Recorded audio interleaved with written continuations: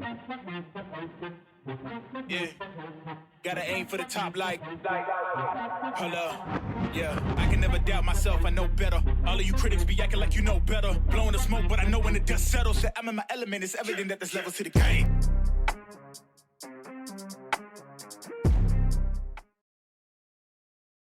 What's going on, people? Welcome back to the Athletes podcast. Today we've got a roundtable discussion. Justin and Reed joining me here once again. And today we're going to talk about women's sports and how it's been absolutely exploding, from college basketball to wrestling to, you name it. I mean, it started, kind of with women's USA soccer as well, as we've seen their popularity really kind of grow over the years with the World Cup and the Olympics and world titles. But it's really starting to hit that college level.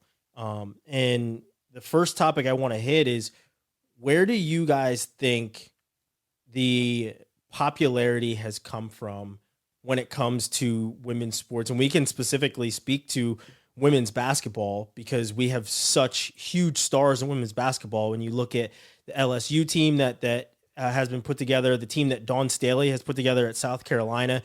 I mean, she lost all her starters and had another undefeated season this year at South Carolina. So there's a number of huge female athletes, not even mentioning Caitlin Clark, that have exploded onto the scene. From your guys' vantage point, and Reed, I'm going to kind of come to you first. What have you seen on the women's basketball, or at least women's sports lens, and that you've really noticed the popularity has grown?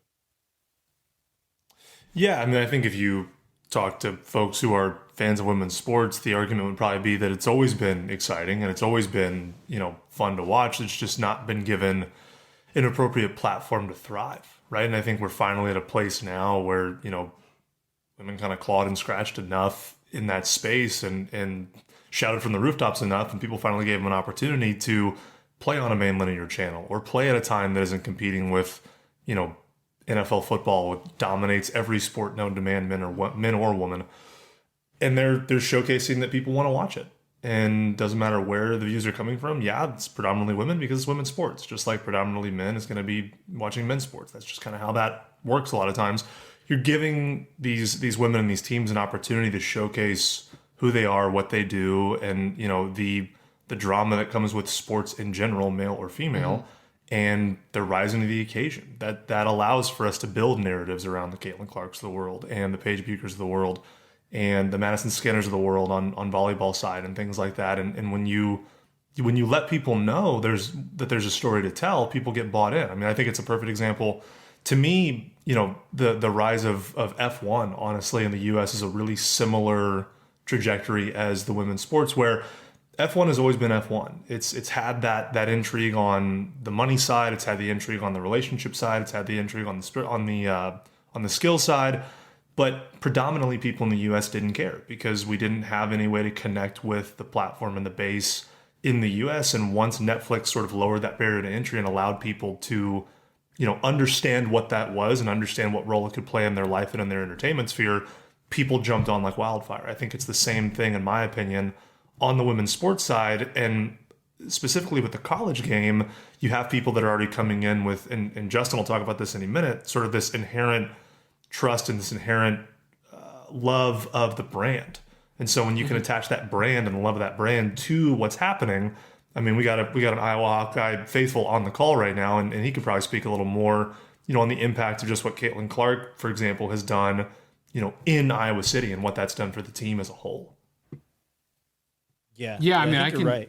Yeah, I mean, I could jump in on that too. I think one of the other things that before we get to like the Caitlin Clarks of the world, is like, I think, speaking from the basketball background, like this really started with Steph Curry, because in my perception and my point of view, Steph's game inspired many other people, both boys and girls, to get to excellence at the game because it's something they could replicate, right? It wasn't, you didn't have to be 6'8" and dunk, right? Like the Jordan era, inspired a lot of people, but like you also had to be sort of like a freak of nature to do all the things that he wanted to, that he did, right? And like to be like Mike, right? So like there's a whole movie about the kid being able to dunk, right? because he had the shoes. Now, like Steph is like just you could shoot you. It's about handles and shooting, and that's something that can be replicated in the backyard. So you get, and you see it in Clark's game. If we're talking about her, like she has a lot of Steph Curry inspired movement, shot stroke, step back, things of that nature. And so I think, much like we saw in soccer, we finally had someone in a role model like you could replicate it as a kid. And I think that's part of the reason why the women's basketball game, the college basketball game for women's, has gotten the quality of the product is improved, because it's improved dramatically over the last 10 years as far as like what the players and are able to do as far as skill set. But I also think women's basketball is having a moment where we have bigger stars in the women's game than we do in the men's game. Part of that is because the guys stay around for 1 year, so you don't get that continuity, right? We've got one and dones. You're kind of loyal to your home team, but like your team could be switched over every year, right, through the transfer portal and people go to the league. Whereas women's basketball, they're still staying for 4. So like even though Paige Bueckers hasn't played, she missed a year, right? She played this year, but she missed off last year coming off her Player of the Year season. Like we all know her name because we know she's still going to be around, right? And so, having 3 years of Caitlin Clark being dominant has enabled her to not only build her brand, but like build a name for herself in the fact that we know where to see her and we can watch her game and we can appreciate it in a way that we don't get it on the men's side, right? It's much more small sample size. I would also say the women's game feels like college basketball. The men's game kind of feels like poor man's NBA, very much a product of the AAU circuit, whereas like women's college basketball has continuity, it has names, it has teamwork, it has cohesiveness, right? Which is what basketball fans, diehards and casuals want to see out of the game. So I think that has been super dynamic and allowing this generation of high school or college women's basketball, we're using as an example, but it's across the entirety of the college landscape to have a moment, right? And it's a very interesting time to be on the sidelines and watch it, but it's also a microcosm of what we're hoping will eventually get to the pro league. Of like, can we allow the momentum we've built in this college sphere to then grow the game in all areas of sport for the women's side moving forward. Yeah. I want to touch on that even further, right? Like it's the camaraderie of college sports. It's the tribalism of college sports, right? Like, I may have played football at a Division III school, but I've always grown up as a Florida State fan. And I became a Florida State fan very young as a Florida State football fan. And that's grown into these other sports, right? Like the Florida State baseball team is currently undefeated. The Florida State softball team made it to the national championship last year. And it was because I was a Florida State fan and because I signed up for the newsletters, and you get these emails that you're like, oh, wow, like it's not just football over here. They're doing things on many different fields. The women's soccer team won a national title this year. You're able to have the same camaraderie with the one sport that you fell in love with and made you a fan of that school and brought the student section together. It's starting to spread, and you're starting to see it across just having school pride. And I think that's, what you're saying about, it feels like college sports when you watch women's basketball, because it's the atmosphere that they're putting behind it. We're in March right now. March Madness was always the biggest and baddest thing that I can ever remember growing up. And obviously, I'm a wrestler, so things for me were always decided on the mat, not so much decided on the court. But I used to do a bracket. Everybody wanted to see, what was happening on the court. They wanted to see that Kemba Walker step back, those huge, tremendous moments that we used to see back then with the men's side of things. Now, people really can't even name a men's basketball player, and I think, on the college side, Shannon Sharp said this the other day. He's like, I can name 5 women before I can name one college men's basketball player, and you're seeing it. And it's honestly with the power of the NIL and marketability, we are starting to see the women's game take over, because they're saying, okay, well, now we have social media. We're going to bring you in as a fan over here. And I'm not just showing you what goes into my day to day. I'm also going to showcase the fact that all this work that I'm doing is good enough for you to put as an ESPN highlight. It is an ESPN #1 moment of Caitlin Clark breaking Pistol Pete's record, right? It is a moment for Nike as well to put up huge billboards of Caitlin Clark as she hits, the three, right? Like, it's these big time moments. It's Gatorade signing Paige Bueckers, right? It's these things that we are now seeing on the women's side where they're talking trash, just like we've seen a lot of the men do. They're out here, they're competing hard. The physicality of their game is there on the women's side. There's a lot more finesse that's going on. And I think that you're right about the Steph Curry replication of things, where Steph Curry wasn't born 6'17". He's not LeBron James. He's not Michael Jordan. He's a guy with handles who can shoot, and all of that can certainly be cultivated and bred in the gym, on the blacktop.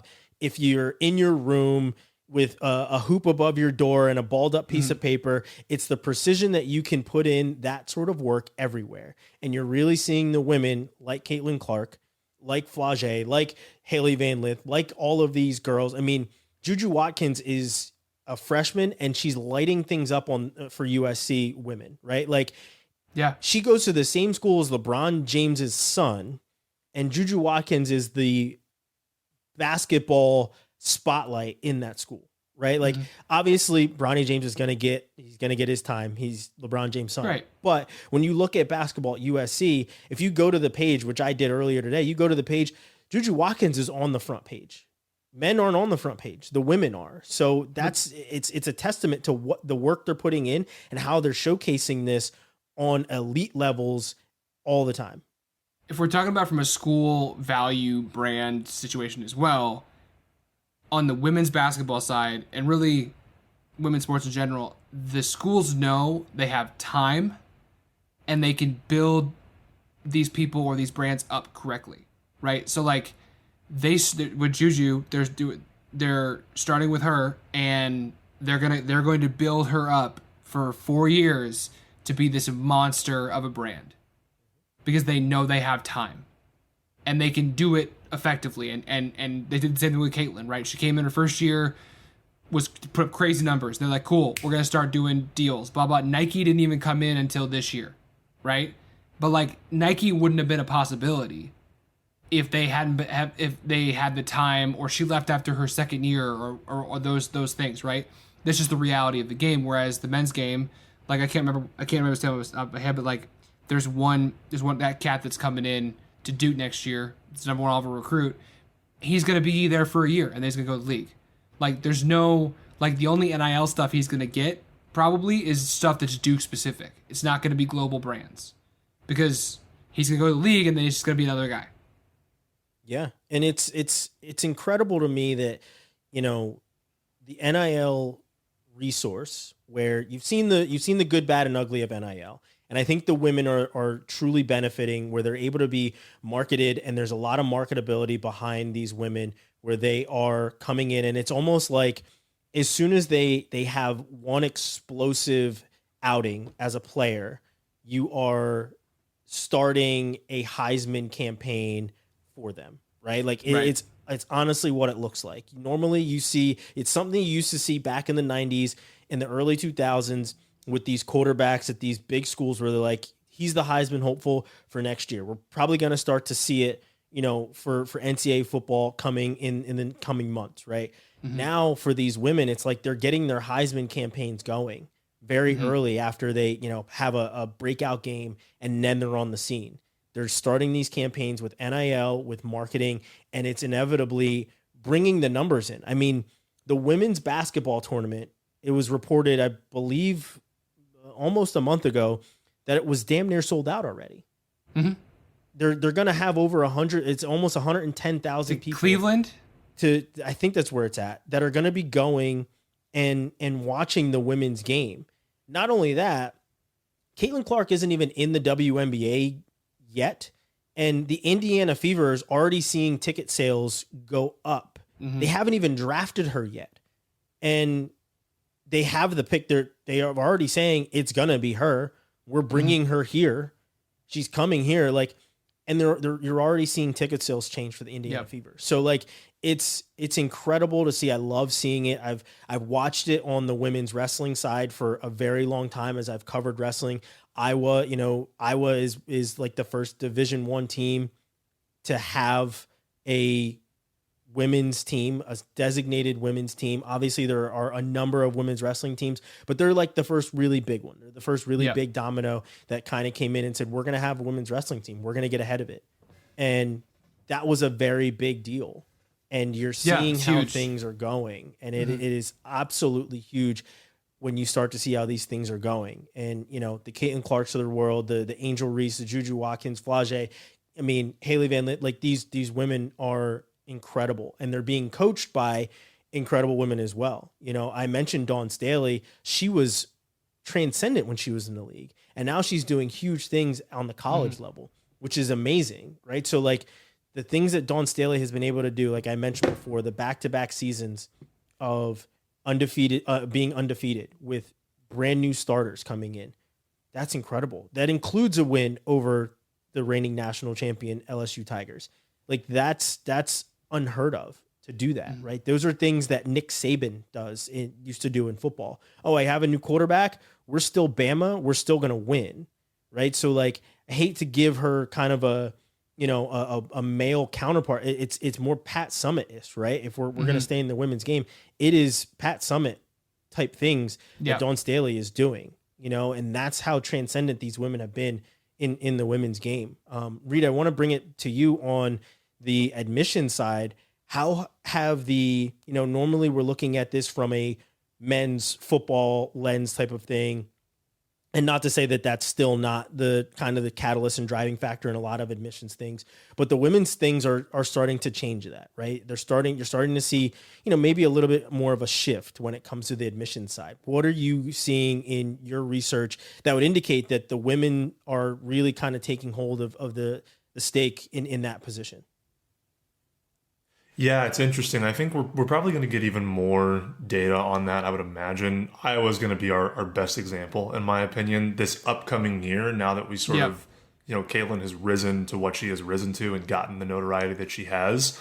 I'll be interested to see if there are any shifts there. I still think that as a whole, football obviously dominates that just by nature of football being an American, being what it is in the U.S. sport lens. But I think it crushes both men's and women's sports so aggressively on either side that it's hard to get a gauge for what that looks like. But what I will say is it's interesting to see these athletic departments and these different programs as a whole, start to divide their ad dollars and their marketing dollars to their fan base across men's and women's sports. I think they're doing a better job, in my opinion. And obviously we're seeing Iowa on this front. UConn's always been, fairly dominant. South Carolina's always, is rising in dominance on the basketball side.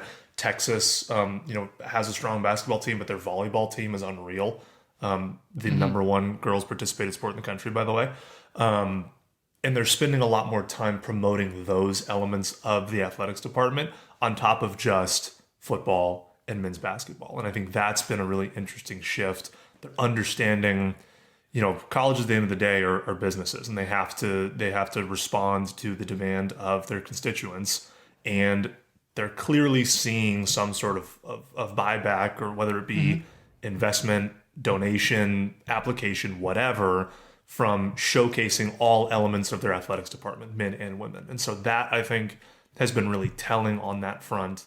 But I want to circle back too, though, on that NIL stuff, because I think, just to sort of add my 2 cents on that, I agree entirely with what Justin said on the investment side, right? I think these companies are realizing that they can get a way bigger bang for their buck on investing in these female athletes in college than they can on the men a lot of times, for 2 main reasons, in my opinion. One is the longevity, right? A lot of these men, their whole goal is just go major in eligibility and get out, as much as I don't want to admit that as somebody who tries to have kids pick kids for college. Yeah.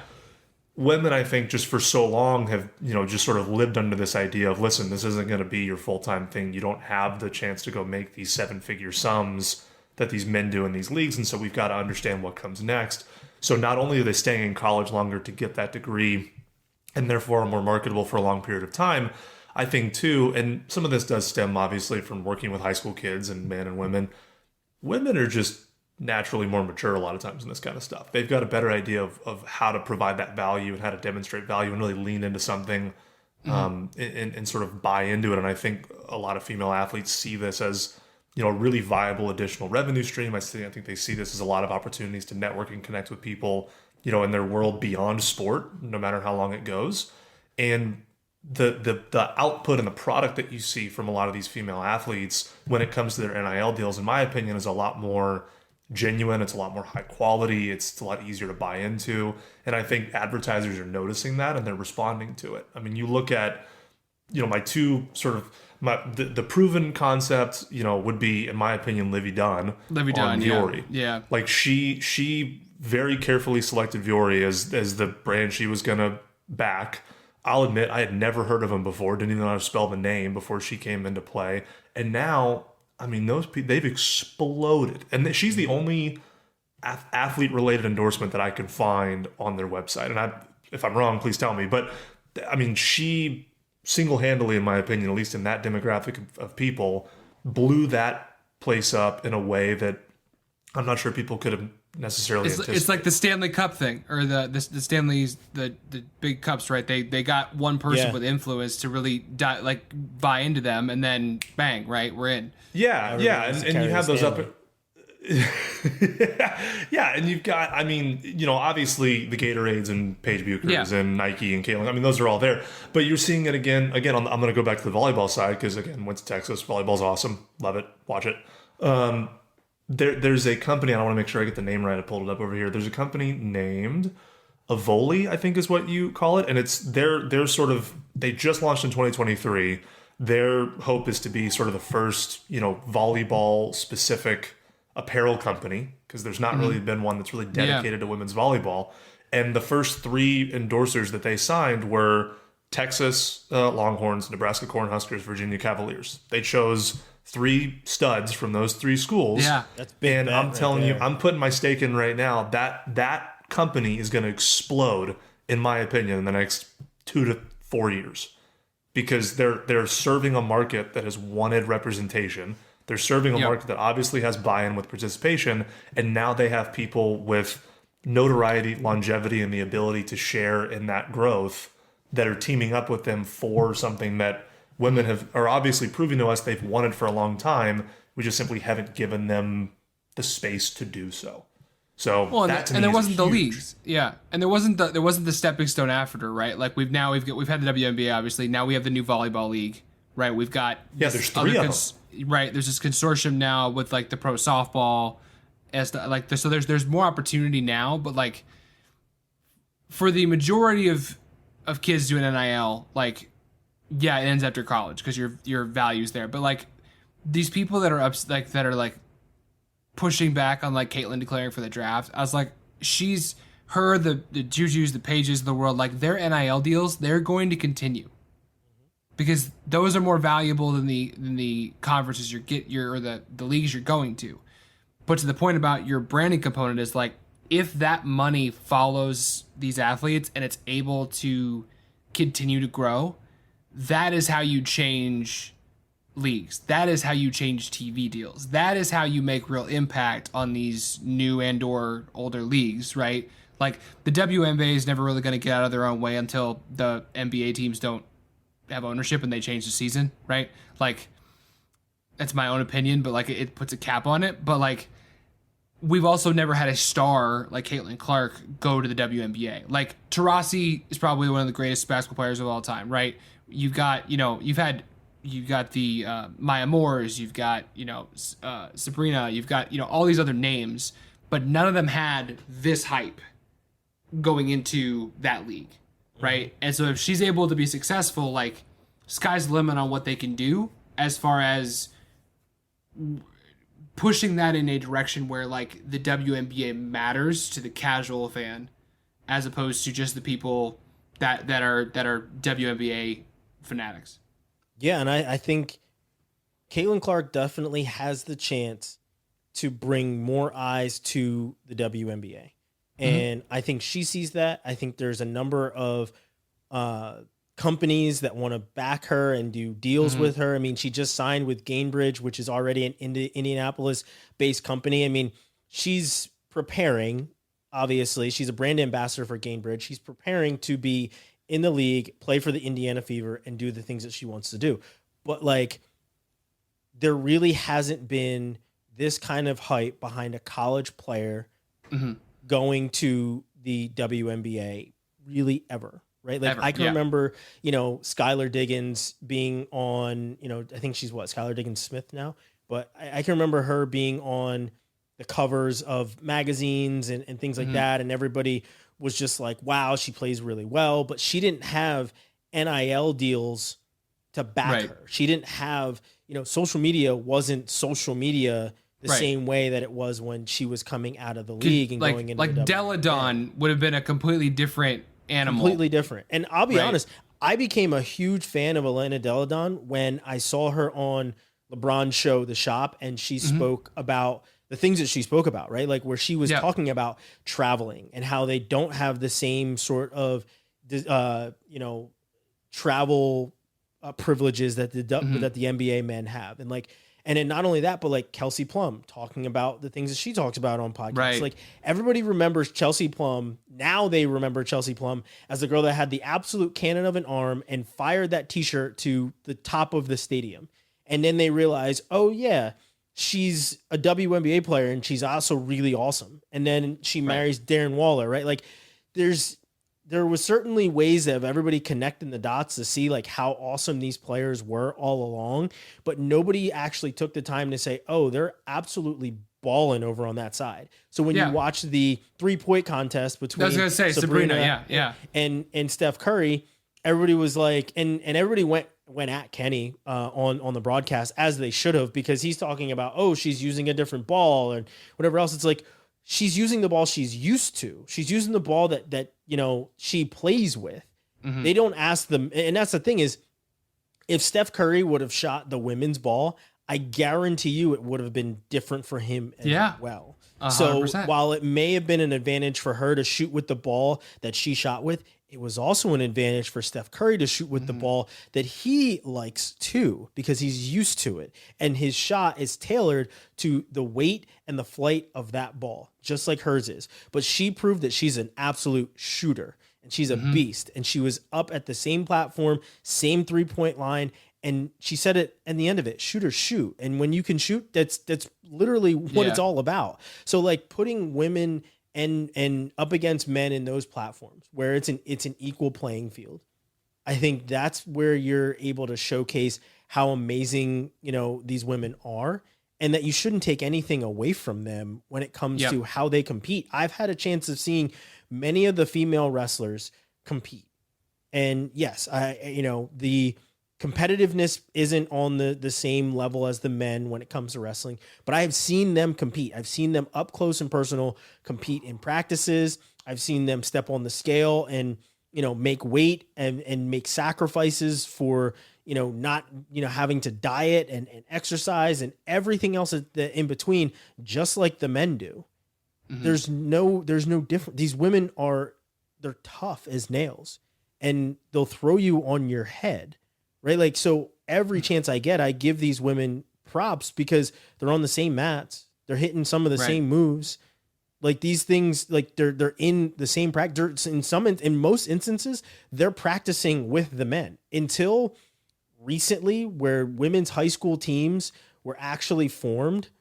They had to just practice with other men's wrestlers and wrestle in men's tournaments or travel very far in order to get competition against other women. There wasn't a lot of it, but now you're seeing more and more states starting to sanction women's wrestling because they should. It is the right thing to do. There's a lot of girls that want to wrestle. They want to be the next Helen, the next Jakara. They want to do these things on a very high level. There's no difference. And you're really starting to see that behind the marketing that you have behind them, behind the support that they have, the coaches that they have, the dreams aren't any different.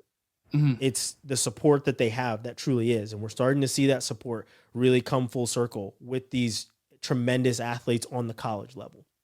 It makes me very happy to see boys and girls both wearing Caitlin Clark jerseys, right? Yeah.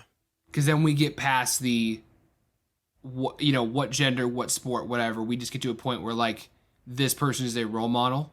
It's just ball. And it's just ball, and she's doing great things, right? My Travis hope Scott is was that just we're at Caitlin Clark's game. he was there, yeah, with Jake from State Farm, insane. But like, my hope is that Caitlin is the start, right? Caitlin, Paige, Reese, all these gals are just the start, because they've made such a impact.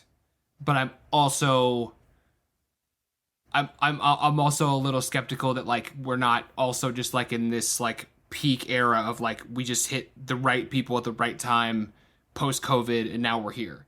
And so I'm optimistic, but when you've got a couple generational people at the same time, it's hard to replicate that, at least in a singular sport. In my opinion, it still comes down though to platform and accessibility, right? And I think you prove it on the men's side and on the women's side with any given sport. Take baseball, for example, when they put these playoff games at 1 p.m. on a Tuesday on these best of threes playoff games.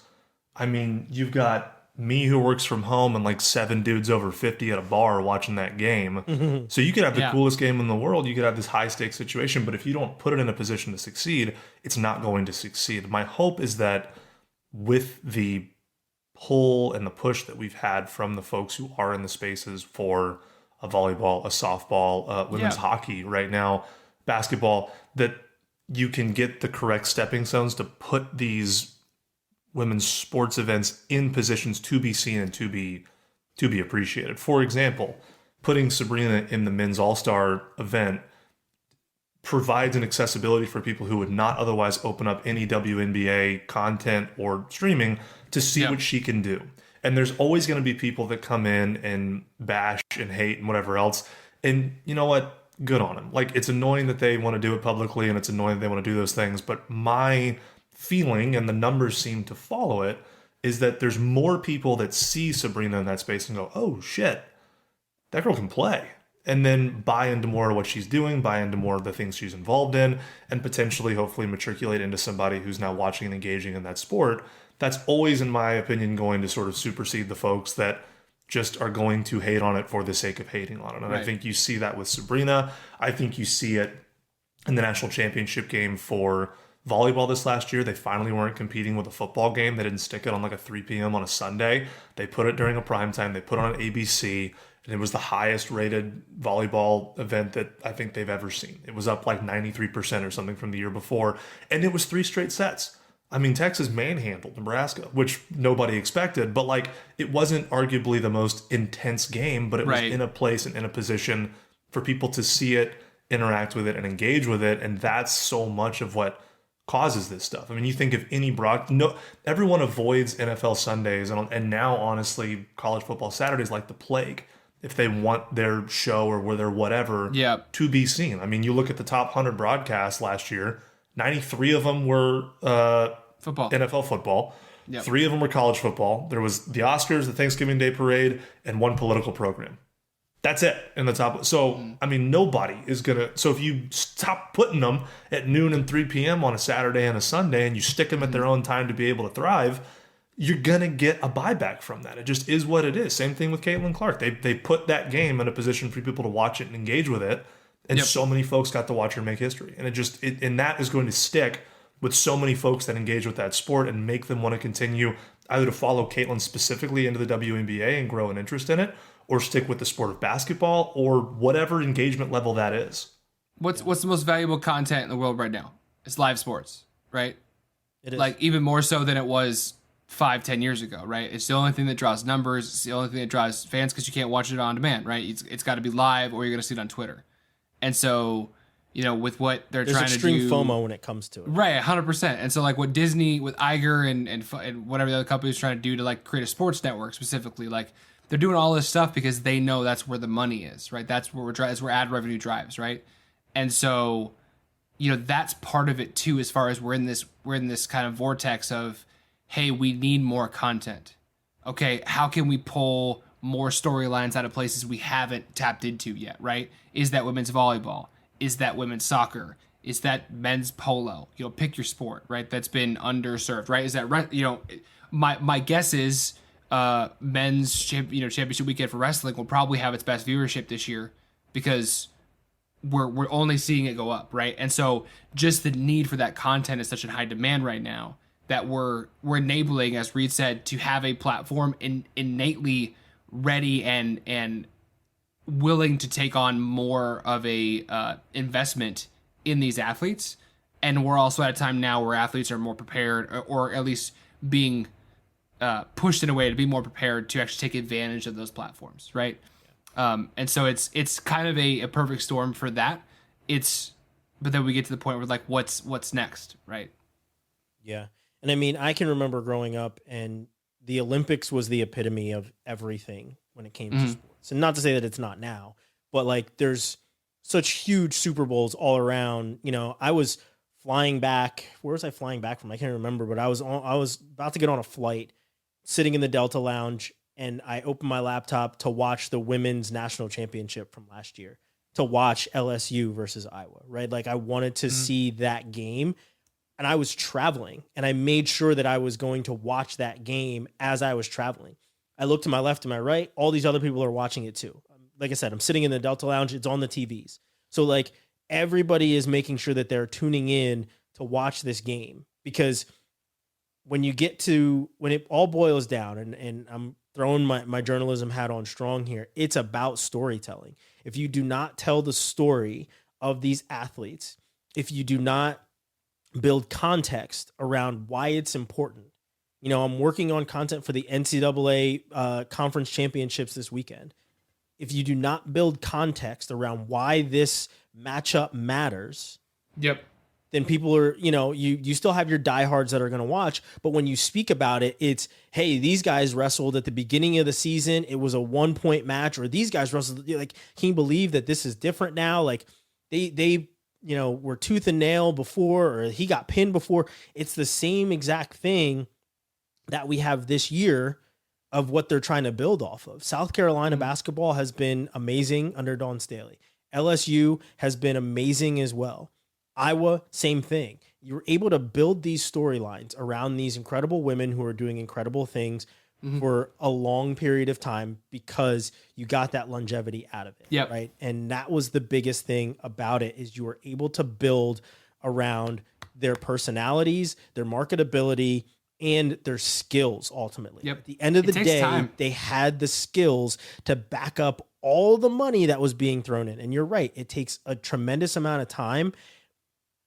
But when you put that effort behind the right people, and those right people prove you to be right, this is where my investment is going to go. It's going to go into Angel Reese. It's going to go into Caitlin Clark. That's where the money is. Now look where it is, right? And Reed, you talk about volleyball a lot. Nebraska is the complete case study of why you invest in volleyball with the company that you mentioned before. Nebraska holds so many records for fan attendance. They had, they sold out, no matter where you put Nebraska volleyball, they were selling out every venue. They hold the record for the largest women's sporting event attendance ever globally on an exhibition game in Nebraska. Like, I don't think people fully understand. No, it's amazing. That number. Like, it's, to your point, it's not a conference game, not a championship game. They played Omaha. God love Omaha. It was Nebraska versus Omaha outside. That was it. That's a 3-0 match for sure. Yeah, larger than the Euros, larger than the World Cup. I mean, we're talking all sports. That is... Could you have a more obvious indicator of interest? Time. It's time and consistency, right? Like, how long does it take if we're gonna buy a couch, right? How many times we gotta look at the couch? How many times do we gotta research it? How many times, like, some people have, more or less tolerance in that, but like, it's a lot, right? For you to make that investment. Time is the most valuable thing we have. And for us to want to invest time into what we're doing, we have to see the value in it. I haven't watched, this is kind of sucky, but I haven't watched the college basketball game at all this year from a men's side of things, right? And I have no, there's nothing that's selling me on that, right? And I feel like that's kind of the narrative across the country as far as like college basketball on the men's side is as thought-provoking or there's not enough stories being told there that are interesting enough to warrant the casual viewer's time. Women's side, as we spoke about this entire podcast, holy smokes, we got a bunch. I watched LSU South Carolina. Yeah, I was in on that game. Right, that's honestly, I saw it on TV. I was like, I am watching this game. It was a deliberate effort to watch that game. Right, Yep. And growing up, I can remember, a ton of female athletes. Dominique Dawes was a gymnast who I can remember watching at the Olympics. I can remember, seeing, highlights of women's track and field athletes, incredible athletes. And I think that that's where they were getting so much prowess, was that the women's Olympic gymnasts were incredible, right? Like, and still to this day, still are, right? Yeah. Like, incredible gymnasts. We've always had that. We've always had incredible track athletes, still do. But I think there's just becoming a trickle down effect in viewership where you're looking at the ability of the individual playing the sport. And that's the only thing that it matters. Coupled with obviously the camaraderie and the tribalism that comes with college sports. When you have mainstream, when you're a fan it's of a mainstream school, now. Yeah, exactly. When you're a fan of a school, you're like, my school's playing, I'm completely about it, right? And I can attest to it because, like I said, I cover all these college sports, but I also cover international wrestling, right? So like, when you look at how viewership drops off for the Olympics or the World Championships, I don't even think it's not even on television, right? The Olympics will be, but the men's and women's wrestling world champ, they're not. The drop off in viewership is ridiculous because your diehard fans are the only ones that are going to follow these athletes. When it's Penn State's wrestling Iowa, we know what's going on there. It's on ESPN. Right? That's all you need to know, right? Is Penn State's wrestling Iowa. I don't need to know all the rules. I know that my team is wrestling a team we don't like, and we don't want to see them win.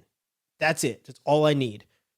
When it's USA versus any other country, you're like, oh, I want to see USA win, but like, oh, that's cool. We won the most medals. Right. There's not a swimming fan around. Michael Phelps is getting ready to jump in the pool. You're watching it. And the reason you're watching it is because he's incredible and the marketability behind him. Yep. Same thing with Katie Ledecky. I was going to say Ledecky on the women's side. I was going to say Simone. Yeah.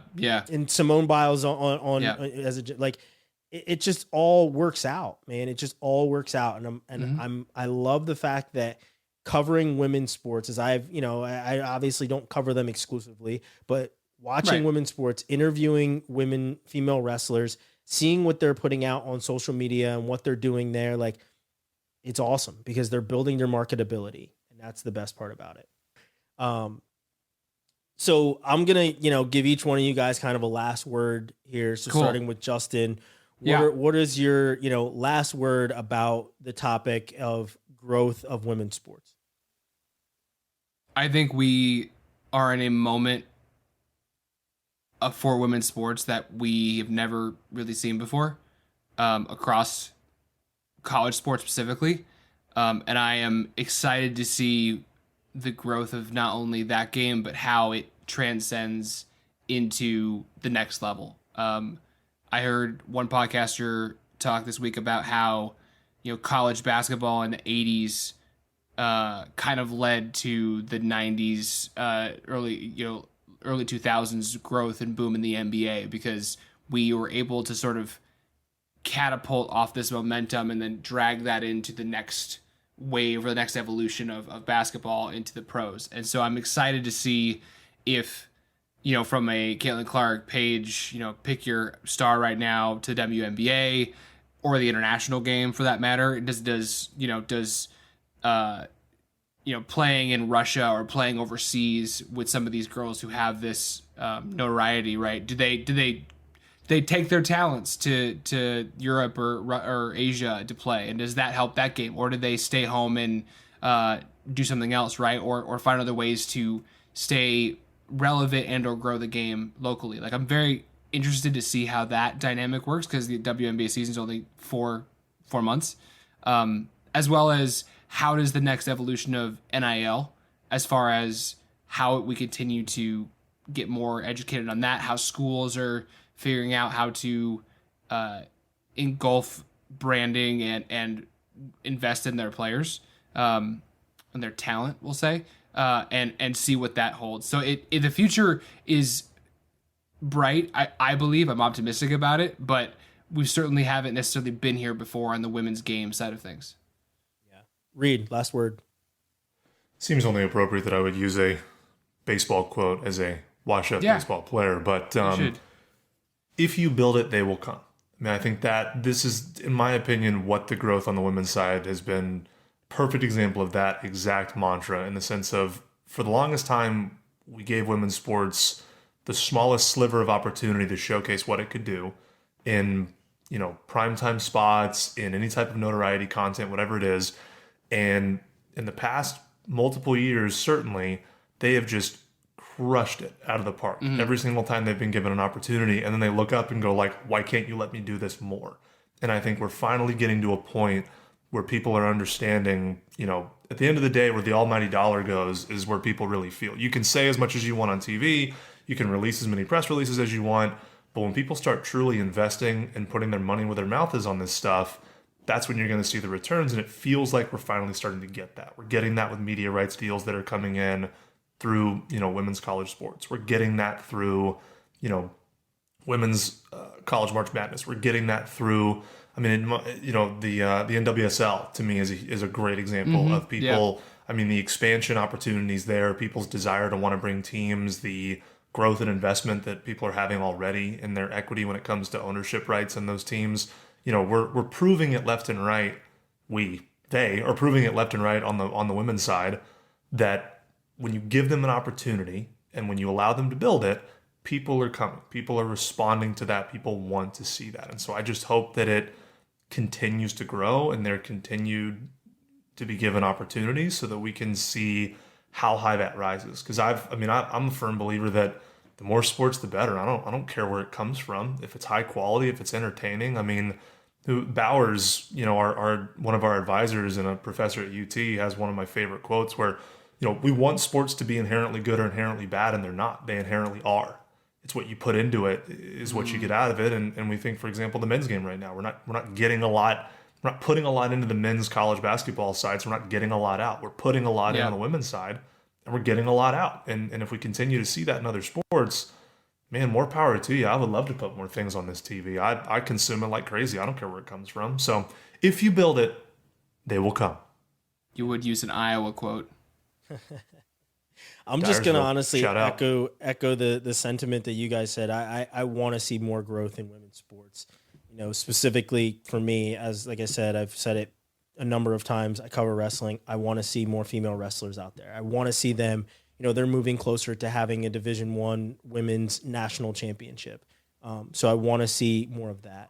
But, I've got nieces who are going to do incredible things. I want to see them have every opportunity that my nephews have, right? I have a nephew who plays college football. I have a nephew that plays flag football, right? Like I have another nephew that is a teenager and plays football. Like I want to see my nieces and nephews have all of the opportunities that they can possibly have.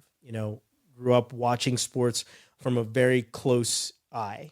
And I can tell you that when you put in the work, you get out what you put in. And I want to continue to see that happen for the women. And I want to see it continue to grow. So with that, gentlemen, I will conclude today, but it was a great conversation. It was nuanced for a couple of gentlemen that have some expensive pieces of paper that probably don't utilize them as much as we should. But I will certainly say it was another good conversation and look forward to doing it again very, very soon.